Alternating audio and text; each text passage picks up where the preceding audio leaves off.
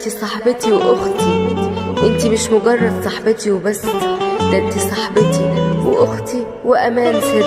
انتي اللي اديتي لعمري اجمل لون واجمل طعم، وانتي اللي بدعي لربي دايما اللي بينا يدوم الود ويدوم الحب، يدوم دايما لاخر العمر من غير اي زعل ولا اي هموم.